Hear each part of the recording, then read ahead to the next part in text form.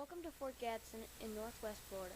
Today the fort is a National Historic Landmark featuring information, rest and recreation areas, and even a 21st century composting outhouse. But this story is about what happened here during and after the War of 1812 between the United States and Great Britain. While most of the fighting was done further north in places like Washington, D.C. and Baltimore, its impact was felt even in the deep South.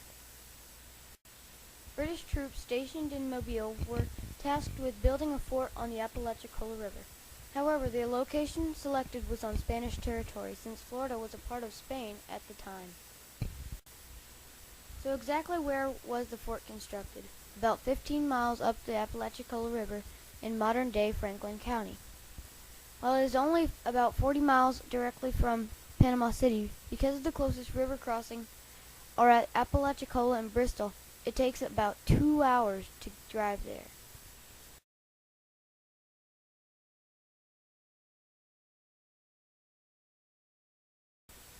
So what happened here? Here's the setup. As these plaques show, the original British post was created by Lieutenant Colonel Edward Nichols, and commonly called Fort Nichols. The British abandoned the fort to local Indians, tribes, and escaped slaves, who the British wanted it to annoy the Americans. It was a pretty heavily guarded fort, with over 700 barrels of gunpowder, and 2,500 rifles, and hundreds of swords and pistols. The British plan worked very well, with Indians and ex-slaves raiding plantations and settlements in Georgia. This continued even after the war, and was a big pain for Andrew Jackson and the U.S. in general. In fact, the Savannah Journal wrote of it. In the course of last winter, several slaves from this neighborhood fled to that fort. Others have lately gone from Tennessee and the Mississippi Territory. How long shall this evil, requiring immediate remedy, be permitted to exist? General Jackson ordered Fort Scott built on the Flint River near present-day Bainbridge, Georgia. The Americans used that fort for supplies while moving against Spanish Florida. Your easiest way to get supplies to the new fort was by river. Here at the Apalachicola River, boats came through the Gulf and out into the forts towards Alabama and Georgia. General Jackson ordered the elimination of Fort Nichols, which had by now been known as the Negro Fort. Lieutenant Colonel Duncan Clinch took a large number of American soldiers and their Creek Indian allies to take the fort. In a failed act of diplomacy, Lieutenant Colonel Clinch ordered these 300 Indians and former slaves to surrender the fort.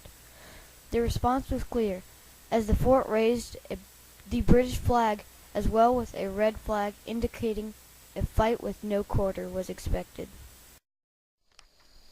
Picture, if you will, 2 U.S. gunboats across the river. Just before dawn, 2 gunboats which had sailed down the river and anchored opposite the bluff opened fire. The 5th cannonball, probably a 6-pounder, was a hot shot, where the ball was heated to a glowing before being fired from the cannon. This cannonball hit the center of the yard and rolled into the open door of an ammunition magazine, a door that an unexperienced runner had left open when retrieving gunpowder and weapons. The resulting explosion was one of the largest explosions ever made by man at the time. Over 700 barrels of gunpowder exploded in an instant, killing 9 out of every 10 defenders of the fort. Of the 300 people in the fort at the time, only 30 survived. The explosion was heard over 100 miles away in Pensacola, and threw bodies of men, women, and children hundreds of feet into the air. The trees were scattered with body parts. Lieutenant Colonel Clinch remarked in his journal, "The explosion was awful. In an instant, lifeless bodies were stretched upon the plain. or suspended from the tops of the surrounding pines.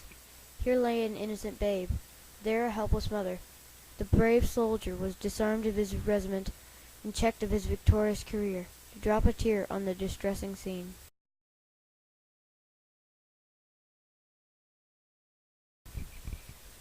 After the short battle, which was labeled the incident at Prospect Bluff by some, a young major by the name of Gadsden was ordered to build another fort on the site.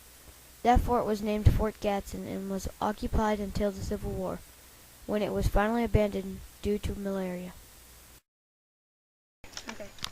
Welcome to Fort Gadsden. At the National Historic Site, we can see that not much of either fort remains. While a display shows dioramas and models of what Fort Gadsden may have looked like, only the river and some earthworks give us a hint as to the location of the forts. Here's the earthworks, and the wooden part of the fort was built on top of these earthworks, and that made it much better stabilization.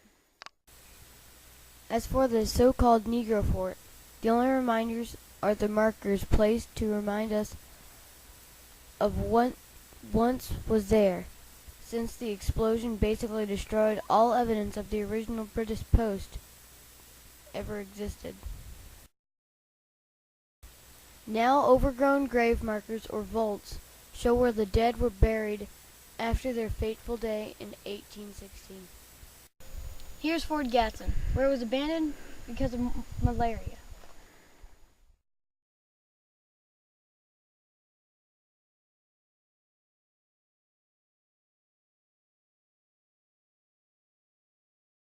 Lieutenant Colonel Clinch and his men went to surround this fort. They asked, the occupants of the fort replied, they rose a Union Jack and a red flag, which meant a fight with no quarter, or a fight to the death. A hot shot was fired from the gunboats and went and hit the magazine of the fort, which caused the massive explosion. Here's where the scene of the explosion happened, where tons of black powder exploded, and it was heard over 100 miles away.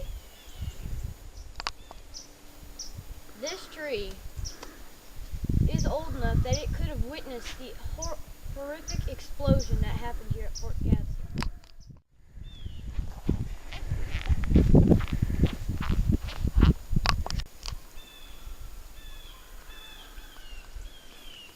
Oh, sorry.